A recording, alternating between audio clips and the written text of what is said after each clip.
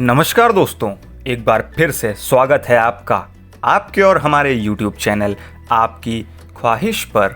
हम एक बार फिर से हाजिर हैं आपके साथ एक और नई कहानी के साथ, एक और नए लेसन के साथ, एक और नए मोटिवेशन के साथ। उम्मीद करता हूँ आपका पूरा परिवार इस कोरोना की महामारी से एकदम सुरक्षित और हेल्दी रहेगा। हमारी आपकी ख्वाहिश की तरफ से आपको बहुत बहुत शुभकामनाएं। तो चलिए बिना किसी देरी के शुरू करते हैं। किसी नगर में एक राजा रहता था। वह बूढ़ा हो रहा था और दुर्भाग्य से उसके कोई पुत्र या पुत्री भी नहीं थी। अब बूढ़ा होने की चिंता में उसे यह विचार आया कि जब वह मर जाएगा तो राजकाज कैसे चलेगा, अगला राजा कौन होगा और राज्य की बाकी चिंताओं का क्या होगा। तो उसने अपने मंत्रियों और सभापतियों की अपने राज दरबार में एक सभा बुलाई इस बात पर सजेशंस मांगने के लिए। अब राजा साहब जब सभा शुरू करते हैं तो उन्हें तरह तरह के सजेशंस आ रहे थे कि आप किसी को भी राजा बना दीजिए, आप किसी को अडॉप्ट कर लीजिए अपने बेटे के रूप में, आप उसे ट्रेन करके राजा बना दीजिए। कुछ सजेशंस आए कि आप किसी मंत्री को राजा बना दीजिए, आप किसी राज दरबारी को राजा बना दीजिए, जो आपको सही लगे। फिर एक सजेशन आया कि राजा साहब एक कॉम्पिटिशन करवा लीजिए, उसमें जो विजेता हो आप उसे राजा बना दीजिएगा, और यह एक अच्छा तरीका भी होगा राजा चुनने का। यह राजा साहब को कुछ ठीक लगा। उन्होंने कुछ सोचा विचारा और फिर कहा, कंपटीशन तो नहीं, लेकिन मैं पर्सनल इंटरव्यूज करूंगा सबके, जो भी राजा बनना चाहता है। कुछ मंत्रियों का डाउट आया कि कुछ क्राइटेरिया रहेगा क्या। राजा साहब ने क्लियर कर दिया, कोई क्राइटेरिया नहीं है, जो भी राजा बनना चाहे वह इसके लिए अप्लाई कर सकता है। ठीक है, रजिस्ट्रेशंस ऑन हो गए। राजा बनने की चाह रखने वाले सभी लोग रजिस्ट्रेशन में अप्लाई करने लगे। अब इसी में उसी के राज्य में एक गरीब लड़का रहता था, उसका भी मन हुआ। उसने अपने पिताजी से बात करी कि पिताजी मैं भी राजा बनना चाहता हूँ। तो उन्होंने कहा, बेटा कुछ नहीं होगा, क्या तुम्हें आता है, और हम लोग गरीब आदमी हैं, पहनने को ढंग के कपड़े भी नहीं हैं, और राजा जाओगे तो देखेंगे कि ऐसे कपड़े पहनने वाला कैसे राजा बनेगा। लेकिन जब पिताजी ने देखा कि बेटे का बहुत मन है तो उन्होंने कहा ठीक है। फिर जब पहनने को कपड़े भी नहीं थे, फटी हुई कमीज़ और पैंट था, कि उसने एक जैकेट जुगाड़ी इंटरव्यू देने जाने के लिए। ठीक है, अब उस लड़के का इंटरव्यू का दिन आया। वह तरह तरह के सवाल सोचते हुए घर से निकला कि क्या राजा जी पूछ सकते हैं, मैं उसका क्या जवाब दूंगा।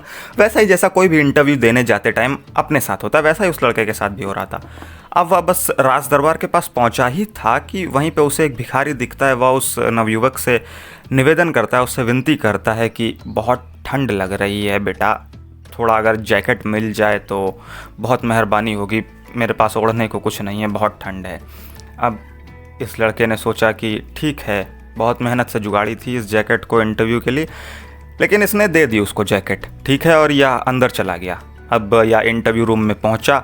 वहाँ पे पहुंचकर राजा साहब नहीं थे वहाँ पे तब तक, यह जाके इंतज़ार कर रहा था। और जैसे ही राजा साहब वहाँ पे आए, यह देखकर चौंक गया कि अरे या तो वही हैं जिन्हें यह अभी आधे घंटे पहले जैकेट देकर आया था। इसे कुछ नहीं पता था, इसे नहीं पता था कि कैसे रिएक्ट करना है। आए राजा साहब अपनी चेयर पर बैठे, ये खड़ा हुआ, प्रणाम वगैरह किया। उसके बाद इसने राजा साहब से पूछा कि राजा साहब यह क्या था, आप अभी मुझे बाहर मिले थे, आप तो मेरा इंटरव्यू करने वाले थे, आपने मुझसे वो जैकेट ली। तब राजा साहब ने इसे जवाब दिया, राजा बनने के लिए अगर मैं तुमसे सामने से कुछ सवाल पूछता तो तुम बिल्कुल वही जवाब देते जो मैं सुनना चाहता हूँ। सब लोग ऐसा ही करते हैं, मैं असली कैरेक्टर जानना चाहता था। सब लोग ऊपर से अच्छे बनते हैं, लेकिन वहाँ पे जब तुम मजबूरी में फंसे थे, तुम्हारा इंटरव्यू था, तब तुमने अपना जैकेट दिया, जबकि तुम्हारे पास पहनने को और कुछ भी नहीं था, और शायद ही घर पे तुम्हारे पास और दूसरा कोई कपड़ा भी हो। वहाँ से मुझे तुम्हारा असली कैरेक्टर पता चला और मैंने राजा चुन लिया है, तुम ही राजा बनने वाले हो। ऐसा सुनकर यह लड़का थोड़ा सा हड़बड़ाया, उसे नहीं पता था कैसे रिएक्ट करना है। उसने राजा को प्रणाम किया और धन्यवाद दिया, और फिर पूछा कि ऐसे कैसे, आपने मुझसे एक भी सवाल नहीं पूछा और आपने मुझे राजा घोषित कर दिया। तब राजा ने इससे जो कहा वह बहुत ही गहरी बात थी। राजा ने इससे कहा कि जब आपके पास कुछ नहीं हो, जो निस्वार्थ भाव से सेवा करने की इच्छा रखता हो, वही राजा बनने के सही काबिल होता है और वही असली लीडर होता है। मेरे दोस्त, अगर आपको भी लीडर बनना है, आपको भी अपने दोस्तों में, अपने साथियों में, अपनी कंपनी में, अपने जहाँ पे भी आप जो भी कुछ करते हैं वहाँ पे राजा बन के खड़ा होना है, तो निस्वार्थ भाव से सेवा करना होगा। अपने साथ साथ दूसरों को आगे लेके चलने का सोचना होगा। कितनी बड़ी बात है ना ये, छोटी सी कहानी से कितने बड़े बड़े लेसन्स मिल जाते। आई होप आपको यह वीडियो पसंद आया होगा। अगर पसंद आया हो तो लाइक, कॉमेंट, शेयर, सब्सक्राइब जो भी कुछ करते हैं प्लीज़ कर दीजिएगा। हम आपसे मिलते हैं अगली वीडियो में, तब तक के लिए सीखते रहिए और आगे बढ़ते रहिए। Tell me that you love me, even if it's fake.